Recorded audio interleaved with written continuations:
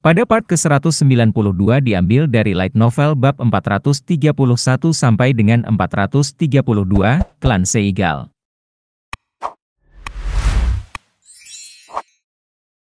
Para tetua tidak menganggap serius perkataan Jordan.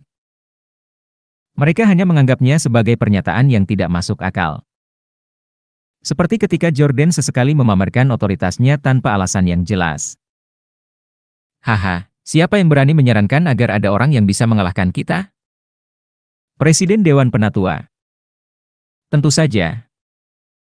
Hal seperti itu tidak mungkin terjadi, tapi apapun yang terjadi. Kami semua bersedia mengikuti kemauanmu, Ketua Dewan Penatua. Ya, benar. Jika Ketua Dewan Tetua menginginkannya, aku bahkan mempunyai pemikiran untuk segera kembali aktif bertugas.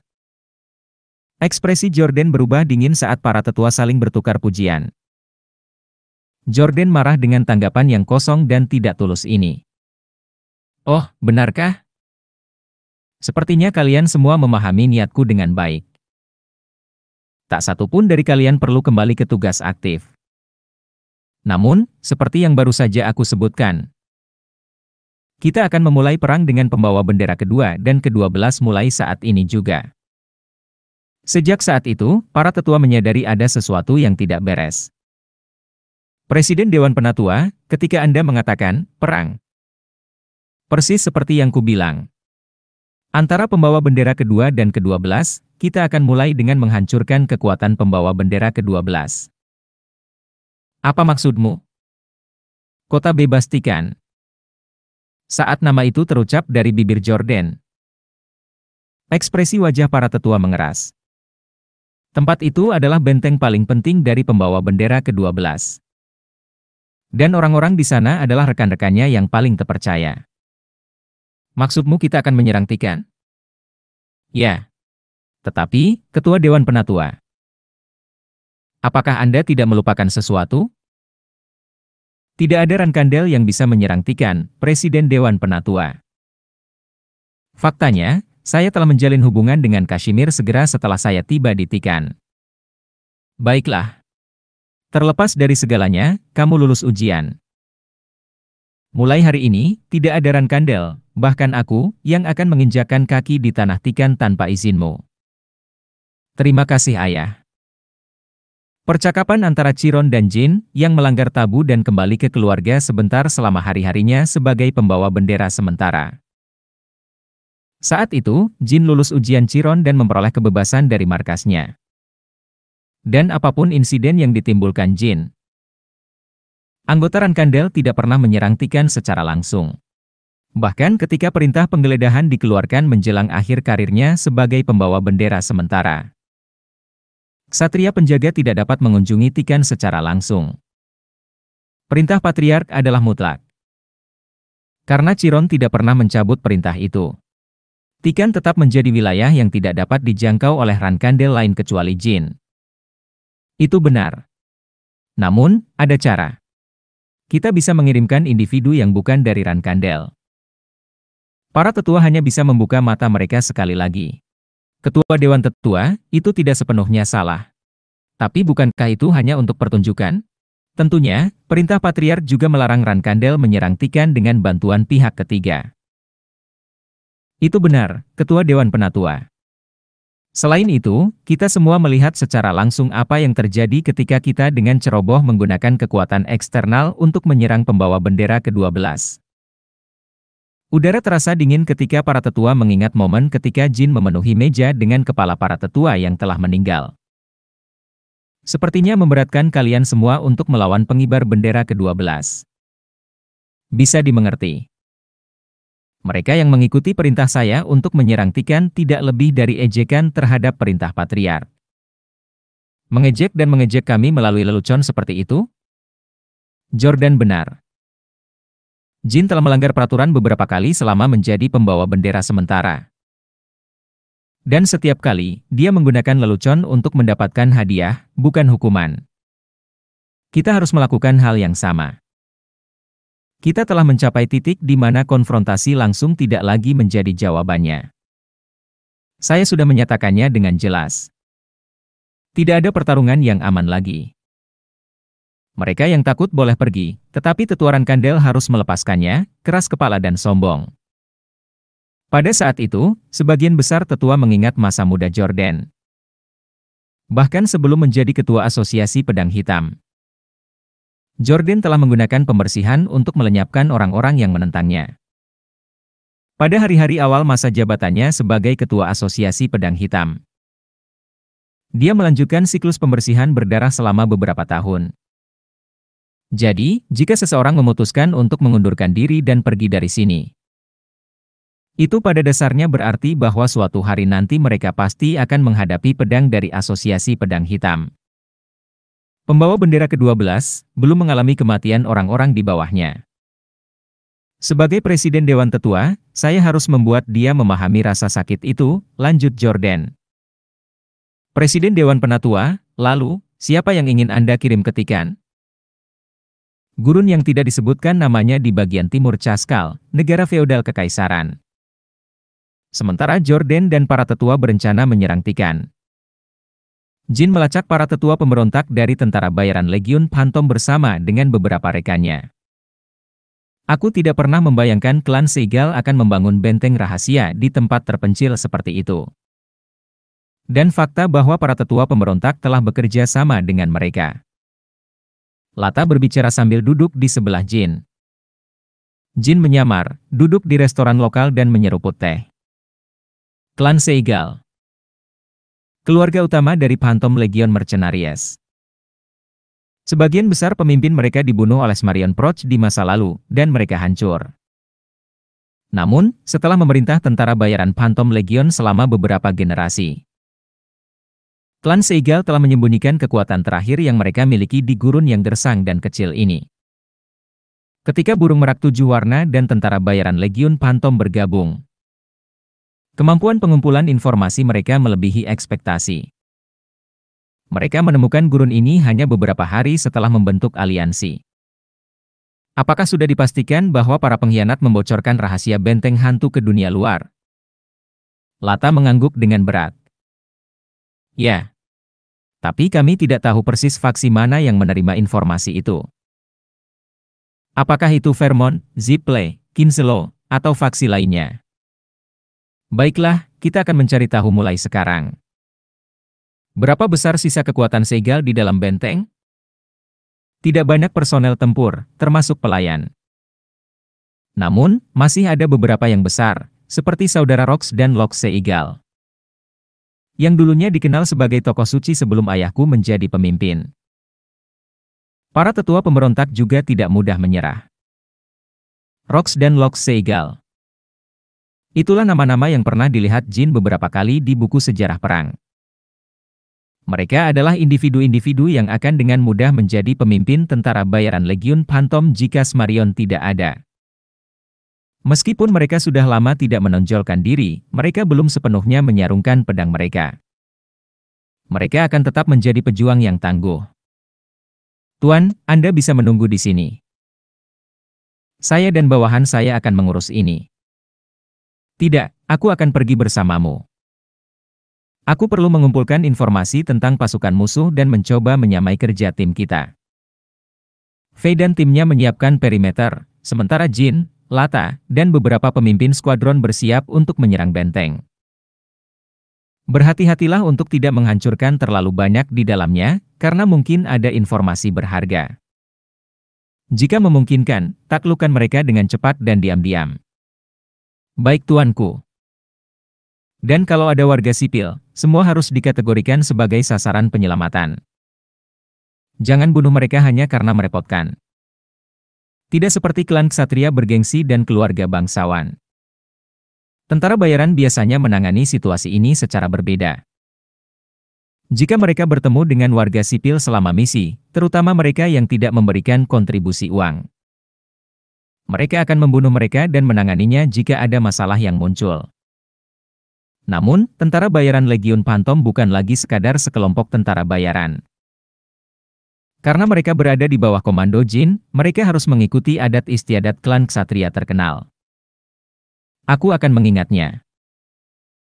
Beberapa saat kemudian, Fei memberi isyarat bahwa perimeter telah ditetapkan, dan Jin, Lata, serta para pemimpin skuadron diam-diam berkelana ke gurun yang gelap. Benteng terakhir Seigal adalah benteng bawah tanah. Mereka mengumpulkan kekayaan dengan mendistribusikan narkotika dan berbagai barang pasar gelap di sini. Bermimpi untuk mengusir Proch bersaudara dan mendapatkan kembali kendali atas tentara bayaran Legiun Phantom dengan bantuan para tetua pemberontak. Sementara Jin menyisihkan pasir untuk memeriksa pintu masuk, sebuah suara datang dari sisi lain pintu. Siapa di sana? Karena ini adalah benteng rahasia, mereka tidak menempatkan penjaga di luar, tetapi selalu ada seseorang di balik pintu. Sebelum pria itu sempat menanyakan identitas mereka, salah satu pemimpin skuadron menancapkan mata panah beracun ke pintu. Bang! Suara kecil disertai getaran singkat di luar pintu dengan cepat diredam. Tak lama setelah itu, pemimpin skuadron lainnya menggunakan bahan peledak Phantom Legion Mercenaries yang dibuat khusus dan eksklusif untuk meledakkan kunci secara diam-diam. Memang benar, mereka menunjukkan keterampilan infiltrasi yang luar biasa, karakteristik dari salah satu kelompok tentara bayaran top dunia. Saat masuk, ruang luas terbentang di depan mereka. Sepertinya mereka melangkah ke sarang semut yang sangat besar, dan tak lama kemudian mereka bisa berhadapan dengan sisa-sisa Seigal. Sung. Tapi tidak satupun dari mereka yang punya kesempatan untuk mengingatkan yang lain. Mereka semua berakhir dengan leher mereka digorok oleh pedang Jin dan tentara bayaran Legiun Phantom, dan tidak ada satupun seruan kematian yang keluar dari bibir mereka. Jin menyelamatkan nyawa seorang pria dan memberinya kesempatan singkat untuk berbicara. Tolong, lepaskan aku. Aku hanya tentara bayaran sewaan. Di mana Seigal bersaudara? Di ruang tengah paling dalam. Tolong. Pria itu tidak memiliki rasa permusuhan langsung terhadap mereka. Dengan rela mengungkapkan lokasi Seigal bersaudara, dan tidak menimbulkan ancaman signifikan di masa depan, dia hanyalah tentara bayaran sewaan. Namun, Jin tidak memberinya belas kasihan. Meskipun Jin memprioritaskan menghindari kematian yang tidak perlu, dia bukanlah orang yang menunjukkan belas kasihan bahkan kepada tentara musuh yang tidak memberikan ancaman langsung. Bang! Jin dengan cepat mengakhiri hidup pria itu, dan para pemimpin skuadron mengangguk setuju. Saya khawatir dia akan menunjukkan keraguan ketika menyebutkan penyelamatan warga sipil.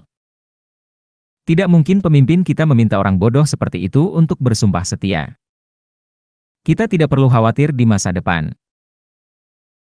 Jin menyeka darah dari pedangnya dan mengangguk kepada pemimpin skuadron. Mari kita bergerak secara terpisah dari sini. Lata dan aku akan menjaga Seigal bersaudara, dan pemimpin skuadron akan mencari di seluruh area. Dipahami. Para pemimpin skuadron bubar, dan Jin serta Lata dengan cepat dan diam-diam menuju kamar Seigal bersaudara. Jin dan Lata bergerak menggunakan keterampilan luar biasa mereka. Dan sebagian besar musuh yang mereka temui di sepanjang jalan bahkan tidak mengenali mereka dan menemui ajalnya tanpa memberitahu orang lain. Akhirnya, mereka mencapai ruangan terakhir, dan keduanya bisa menghadapi Seigal bersaudara. Keduanya bersenjata dan siap. Lata Proch, kamu bajingan. Bagaimana kamu menemukan jalan ke sini? Lata tidak merespon dan dengan santai memutar pedang berpasangannya. Baiklah, sepertinya kita akhirnya sampai pada hal ini.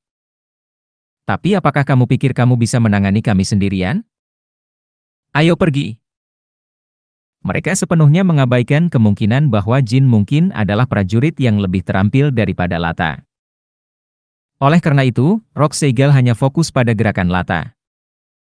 Dan segera mengalami rasa malu karena kehilangan satu kaki sejak awal. Jeritan. Sigmund menusuk tulang dan daging Rox dengan suara yang tajam. Rox bukanlah tipe orang yang mudah dikalahkan, tapi hasil dari hanya berfokus pada Lata sangatlah pahit. Dia terlambat mencoba mundur, tetapi darah sudah muncrat dari kakinya yang terputus. Kauha.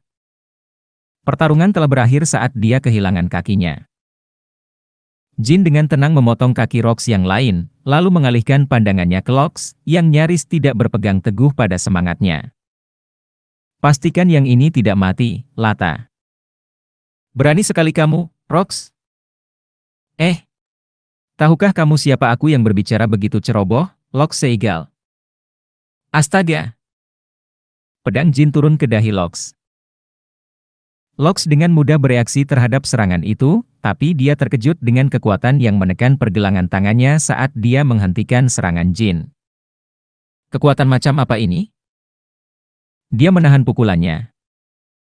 Tetapi pergelangan tangannya terasa seperti akan patah, dan otot-otot yang menopang postur tubuhnya hampir robek. Saat Lox merenungkan identitas Jin, petir memancar dari pedang Sigmund, samar-samar bersinar dengan nada kebiruan. Sampai beberapa tahun lalu, petir melambangkan kontraktor Peitel, namun sekarang tidak lagi. Jin Rankandel. Jika kamu mengenaliku, terimalah pedangku dengan damai. Petir dari Sword of Legends turun ke kepala Lox. Lox juga merupakan seorang pejuang yang telah mencapai level tertentu, menunjukkan respon yang tangguh terhadap serangan yang dialaminya untuk pertama kalinya. Tapi hanya itu yang bisa dia lakukan. Bahkan dalam keterampilan ilmu pedang murni, Jin jauh di depan Lox. Saat pertarungan dimulai dengan sungguh-sungguh, Rox terdorong mundur. Apakah kamu benar-benar menjadi anjing Rankandel, seperti yang kudengar dari para tetua, Lata Proch? Lata mengangkat bahu sambil membalut kaki Rox dengan kasar. Sepertinya para pengkhianat salah memberitahumu, Lox. Aku telah menjadi anjing Jin Rankandel, bukan Rankandel. Kamu tidak punya rasa malu, bajingan. Memalukan? Kalah adalah rasa malu terbesar di dunia tentara bayaran. Kamu dan para tetua membuat keputusan yang salah, dan kamu harus membayar harganya. Lox memelototi Lata dan menyerangnya, tapi Jin langsung memblokir serangannya. Dentang! Sigmund dan pedangnya berbenturan, berkobar saat bertabrakan. Lox Seigal dengan cepat sampai pada kesimpulan bahwa melarikan diri adalah hal yang mustahil, apalagi memenangkan pertempuran ini. Lox Seigal. Kita baru saja bertemu sebagai musuh, dan aku tidak punya perasaan terpendam terhadapmu. Jadi, jika kamu menjawab beberapa pertanyaanku, aku akan mengucapkan selamat tinggal padamu tanpa rasa sakit.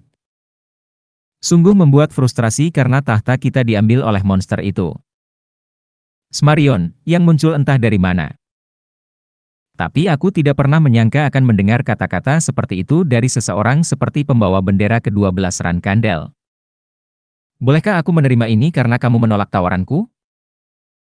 Saat Jin bertanya, beberapa pemimpin skuadron yang pergi ke arah lain memasuki kamar Seigal bersaudara. Tuanku, kami telah menangkap mereka. Para pemimpin skuadron telah menangkap para tetua pengkhianat dari ruangan lain. Mereka telah diracuni hingga mereka hampir tidak dapat berbicara. Mata Lata berkilau karena haus darah saat dia melihat ke arah para tetua. Tikus-tikus tua ini. Apa mereka mengira bisa menentang kemauanku? Mereka bahkan berani bekerja sama dengan Seigal dan mencari faksi lain yang bisa menghabisi kita. Tentu saja, Jin tidak merasakan emosi apapun atas pengkhianatan para tetua tentara bayaran Legiun Phantom. Namun, bagi Lata, pengkhianatan mereka merupakan sebuah kejutan. Para sesepuh bukan hanya orang Seigal saja, tapi mereka juga sudah lama dekat dengan Lata. Terima kasih kepada kalian para tikus. Tuanku harus menanggung beban potensi ancaman dari tentara bayaran Legiun Phantom segera setelah kita membentuk aliansi darah.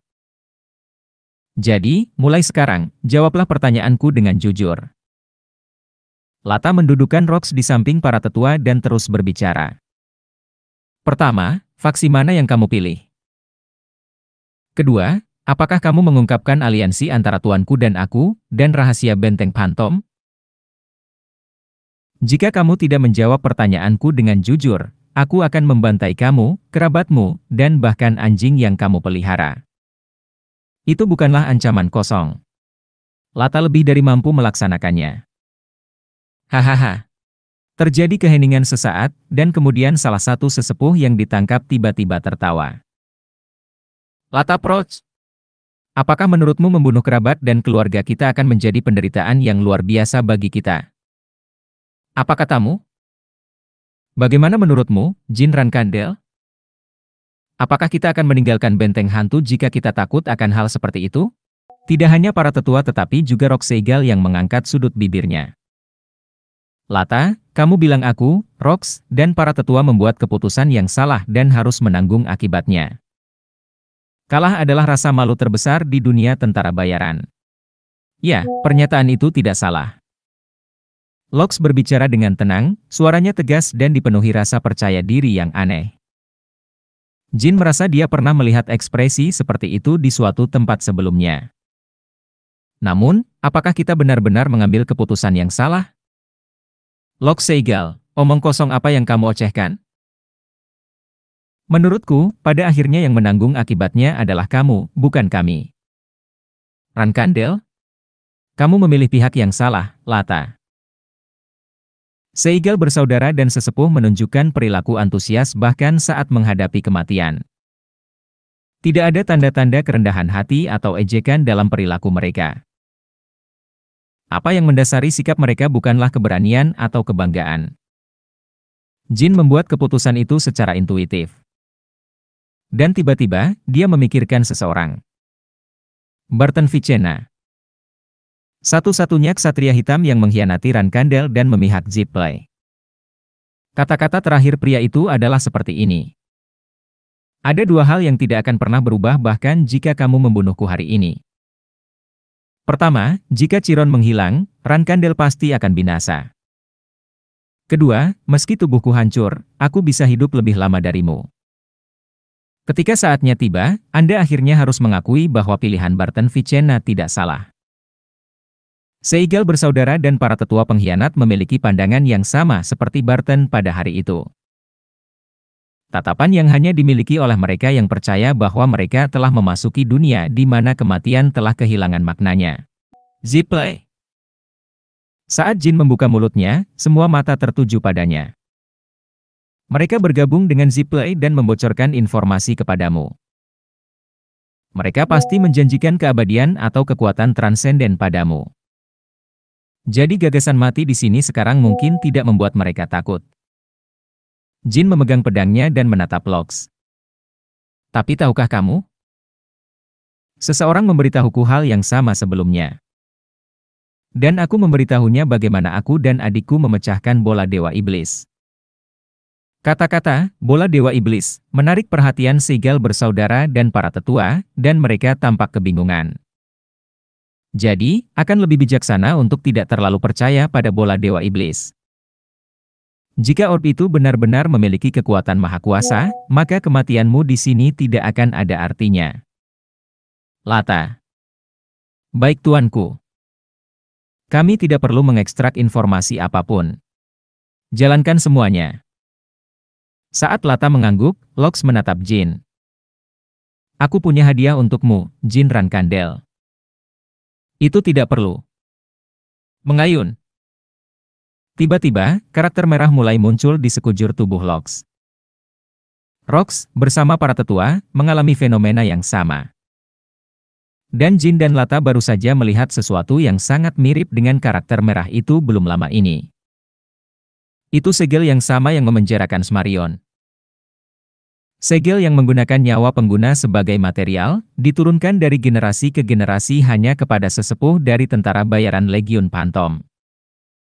Sisa-sisa segel berusaha melepaskan segel ini untuk terakhir kalinya. Rox dan Lox mewarisi segel ini dari para tetua yang telah lama mengkhianati Lata. Kamu akan disegel seperti ayahmu, Lata. Orang-orang gila ini. Apakah mereka benar-benar berencana membunuh setiap anggota keluarga mereka? Lox mengeluarkan tawa mengejek sebagai jawaban atas pertanyaan Lata. Apakah ada alasan bagiku untuk repot-repot dengan hal-hal itu? Itu akan cukup jika kita nanti mengurus tentara bayaran Legiun Phantom. Dengan kata lain, sisa-sisa Seigal mencoba menghancurkan dirinya sendiri. Tidak jelas apakah mereka dengan tulus percaya bahwa anggota keluarga yang tersisa tidak lagi berharga di benteng. Atau apakah mereka hanya berpura-pura megah dan berpura-pura tidak terluka. Yang jelas sisa-sisa ini berencana menutup seluruh benteng. Benda-benda merah itu sepertinya akan meledak kapan saja.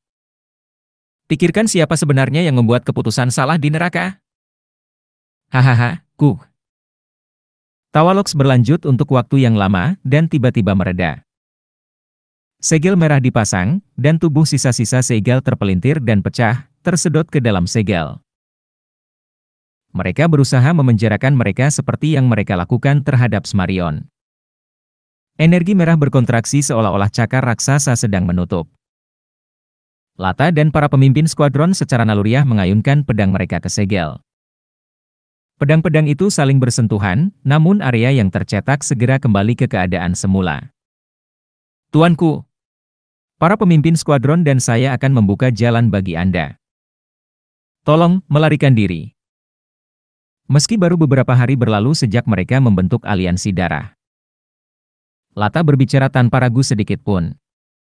Jika kami terus memotong segelnya sebelum pulih sepenuhnya, mungkin ada peluang bagi Anda untuk melarikan diri, tuanku.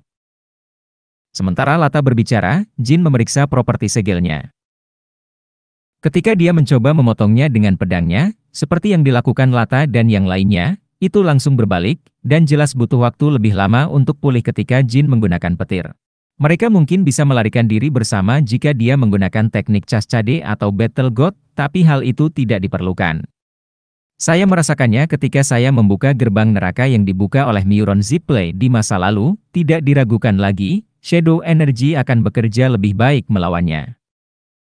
Jin memegang bradamante yang diberi Shadow Energy, dan segelnya hancur seperti selembar kertas. Selain itu, pemulihan segel kali ini sangat lambat, tidak seperti upaya sebelumnya. Lata, kalian semua tidak perlu mempertaruhkan nyawa. Aku akan membukakan jalan untukmu. Ayo pergi. Lata dan para pemimpin skuadron tersentak kembali ke dunia nyata setelah mendengar kata-kata itu. Di era baru yang akan datang, terlihat jelas bahwa merekalah yang telah mendapatkan bantuan terbaik.